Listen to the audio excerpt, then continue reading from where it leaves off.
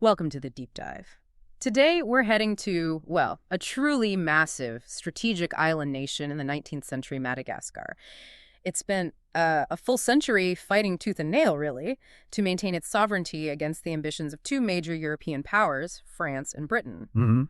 And our sources today chart the dramatic collapse of the Merina monarchy. But they do it by contrasting two incredibly different eras, and actually two queens who were almost complete opposites.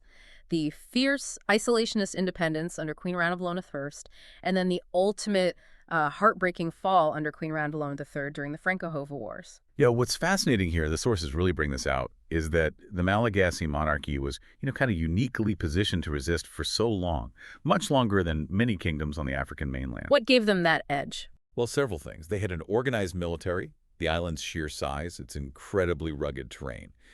But critically, it was also the prevalence of tropical diseases, things like malaria. These were often a far more effective defense, frankly deadlier, against European invaders than the actual armies they faced. So disease as a weapon, almost. In effect, yes. So our mission today is to trace that shift over about 70 years. How did they go from this aggressive, staunchly isolationist defense in the 1830s to the final painful annexation of the island, which happened over more than a decade, really, from 1883 to 1896. Okay, let's dive in. We really have to start with Ranavalona first. She reigned from 1828 to 1861, and her legacy. Well, it's one of the most contested in the historical record, isn't it? Absolutely. The European sources from that time, they did not hold back. They called her everything from the Mad Queen, a tyrant, even history's deadliest queen, just incredibly loaded terms. But is that the whole picture? Well, no. And if you connect this to the bigger picture, you see those highly inflammatory descriptions. They weren't just history.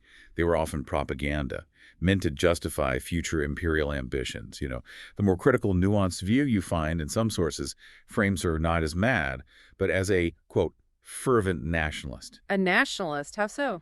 Her extreme policies, this determined isolationism and autarky, which is basically total economic self-sufficiency, they were specifically designed, the argument goes, to safeguard political and cultural sovereignty from any kind of foreign infiltration. Okay, but the sources also mention her methods were brutal. If she was protecting Malagasy identity, why such internal violence? Was the European tyrant label just propaganda, or was there truth to the repression? It seems like it was both, and that's the paradox of her reign. She did successfully repel French attacks, like the one at Full Point. She did denounce foreign treaties, but internally, she could be equally ruthless. Like the expulsion of the British missionaries in 1835. Exactly. That's a perfect example. She actually encouraged them to keep teaching science and skills, but absolutely insisted they stop religious teaching. Why draw that specific line? She saw Christianity as a kind of Trojan horse for colonialism. Her own words were something like, "I will not allow men to come and change anything to all the ideas I have received from my ancestors." Very clear. But then there's another paradox, right? Despite this strict isolationism, she hired a Frenchman, Jean Laborde. Yes. Jean Laborde. He was hired to secretly develop domestic industries, specifically metallurgy and chemicals. It shows she wasn't against modernization itself. Just modernization controlled by outsiders. Precisely. She wanted it on Malagasy terms, under her complete control, totally independent of any colonial strings. Okay, but this drive for self-sufficiency and a strong military had a dark side, didn't it? The Phenom system. Ah, yes. This brings us to the really devastating internal policy that defined her reign. Phenom. It was a system of forced labor, basically, instead of cash taxes. She relied heavily on it to sustain her military, to fund expansion. And this army was huge. Massive for the time and place. Estimated between 20,000 and 30,000 Marina soldiers. Maintaining that, feeding them, equipping them, it required immense resources, which meant immense forced labor. So what was the actual consequence for the population? Well, it's a tragic irony. The sources argue this policy turned the Marina state itself into a, quote, negative demographic force from the 1820s onwards. A negative demographic force, meaning? Meaning the state's actions were actively harming population growth. The compulsory labor, often far from people's homes, combined with military campaigns. It led to widespread malnutrition, disease, stress, and incredibly high infant mortality rates. Wow. So in trying to protect the kingdom, she functionally hollowed it out from within. The policy preserved political independence for 3 decades, yes, but at a terrible cost. The kingdom saw little to no overall population growth between 1820 and 1895. That's a crucial point. So the sources are saying this massive demographic strain started long before the French formally colonized. The kingdom was already weakened internally. Exactly.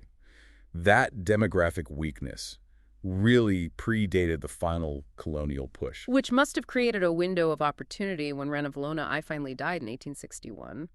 That marked the end of the monarchy's absolute power, didn't it? It did. The transition was immediate and pretty tumultuous.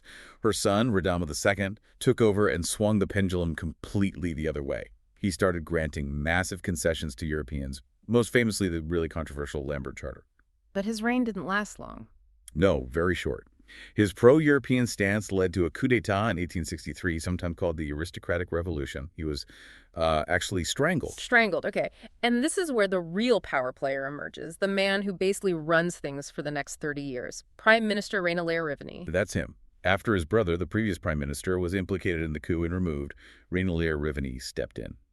He governed for 3 decades, cementing his control by marrying successive queens, first Ranavalona II and then later Ranavalona III. So he maintained the appearance of royal rule, but held the actual power. Pretty much. It kept the facade of sovereignty going. And maybe just to clarify for you listening, when you talk about the Franco-Hova Wars, Hova refers specifically to the ruling class or aristocracy within the Merida Kingdom, the group centered around the capital, Antananarivo. Got it. So this shift in power to the prime minister, it created risks, right? The sources say the French used this internal situation. They absolutely did. The Merida monarchy eventually revoked that disastrous Lambert Charter granted by Radama II. But the heirs of the French guy who got the charter, Lambert, they pressed their claim back in France. Ah, so that was the pretext. Exactly. It allowed the French government to say they were just enforcing the legal rights of a French citizen. And that became the justification for the first Franco-Hova War, starting in 1883. France invaded, supposedly just to restore those canceled concessions. And the outcome? Well, the resulting Treaty of Tamatave in 1886 was harsh.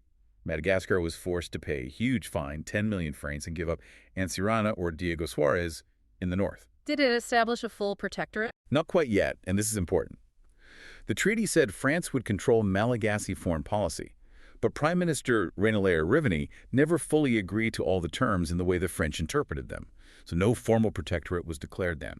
It left this kind of tense, partial sovereignty hanging, a situation the French clearly weren't happy with. And that precarious independence was eventually undone by global politics. Right. The sources really point to 1890 as pivotal.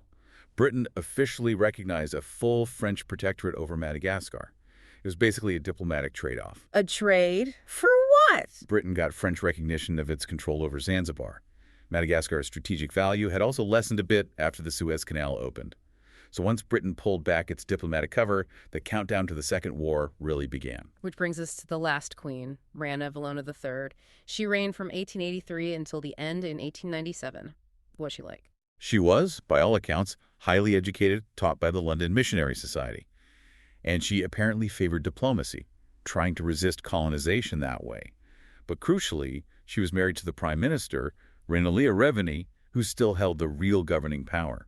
Her influence was limited. So diplomacy was failing, and the French were losing patience. Completely. When talks finally broke down in November 1894, the Second Franco-Hova War started. French forces landed at Majinga on the west coast, and General Duchesne began the long march towards the capital, Antananarivo, about 350 kilometers. And the sources emphasize how brutal that march was. Absolutely brutal. They were, quote, hampered by the jungle, shallow river, disease, and lack of roads. The environment itself was the main enemy. This is where that staggering statistic comes in, right? About disease versus combat deaths. Yes, and it's really essential to pause on this. Of the French troops involved in that campaign, something like 6,000 died, mostly from malaria, dysentery, other diseases. Compare that to only about 20 killed in actual fighting against the Hova army. 6,000 to 20. That completely flips the usual narrative of colonial conquest, doesn't it? It really does. The primary general defending Madagascar wasn't Malagasy, it was the Malagasy environment. Tropical disease was this devastating natural shield. The French didn't win through brilliant tactics. They won through sheer perseverance, pushing through despite the horrendous human cost. So how did the fighting actually end? Well, despite the losses, the French column finally reached the hills overlooking Antananarivo in September 1895. The commander, Duchesne, used a clever feint attack to draw defenders north, while his main force swung around and attacked from the east. Giving them a good position. A crucial vantage point. From there, they could shell the main government buildings, including the Rova, the Queen's Palace complex. And that was enough. Apparently so. After just a few shells hit the city, maybe only 3 against the palace itself, the Hova army basically routed. Ranavalona III was forced to surrender and sign the treaty that officially made Madagascar a full protectorate of France. You mentioned earlier she tried to get outside help from the U.S. Yes, the sources note that. She desperately tried to secure external support beforehand. Famously, she sent gifts to U.S. President Grover Cleveland back in 1886, but the U.S. just wasn't able or willing to intervene militarily or diplomatically way over in the Indian Ocean at that time. She was effectively isolated. So, surrender happens, treaty signed, but that wasn't the end of the resistance. Not at all. Peace didn't just arrive. French rule was immediately challenged right from the moment the capital fell by this popular, widespread uprising called the Minalamba. Minalamba, what does that mean? It literally means red shawl or red loincloth. The rebels wore these red cloths. And who were they? What were they fighting for? This is critical. It wasn't just anti-French. The rebels were mainly commoners, and they rejected French rule and Christianity and what they saw as European influence creeping into the ruling Marina elite itself. They wanted to return to traditional ancestor worship. So in many ways, it was a civil conflict tangled up with a war of liberation. So a complex, multi-layered rebellion. Was it organized? Not really centrally organized, no unified leadership, but it became massive anyway. It was more of a widespread guerrilla war. At its peak, the rebellion controlled territory with maybe up to 300,000 people. Wow, that must have made consolidating French rule incredibly difficult. Exactly. And that rebellion ultimately gave the French the justification they needed to abolish the monarchy entirely. The French administration accused members of the Queen's own court of secretly encouraging the Minalamba rebels. Were they? It's hard to say for sure from these sources, but the French used that accusation. It led to executions, including the Queen's uncle and her Minister of War in October 1896. The Queen's aunt was exiled too. So they purged the royal circle. Right. And this instability convinced the new resident general, a military man named Gallieni, that civilian rule wasn't working. He decided drastic action was needed. He acted swiftly, deposed Queen Ranavalona III in February 1897, officially dissolved the 103-year-old Marina monarchy, and installed a direct military government. And that was the end of the kingdom. What happened to Ranavalona III? That began her long exile. The sources say she was ordered out of her palace at 1:30 in the morning, just told to leave. First, she was sent to the island of Reunion, then eventually moved to a villa in Algiers, in French Algeria. Was she treated poorly? Actually, no, not in terms of material comfort. She received a comfortable allowance from the French government. She seems to have lived a kind of socialite lifestyle there, even taking multiple trips to Paris. She went to Paris while in exile. Yes, and she actually became something of a celebrity there. The Parisian press wrote sympathetically about her. One source even mentions she was featured on a Petit Bear biscuit box in 1916. Can you imagine? A biscuit box? That's bizarre. But she couldn't go home. No. Despite her relative fame and apparently repeated, desperate requests, she was never allowed to return to Madagascar. So a gilded cage, essentially. Very much so. She died in Algiers in 1917. The sources note that even living this seemingly comfortable life, she was always under colonial control, always observed, her movements restricted.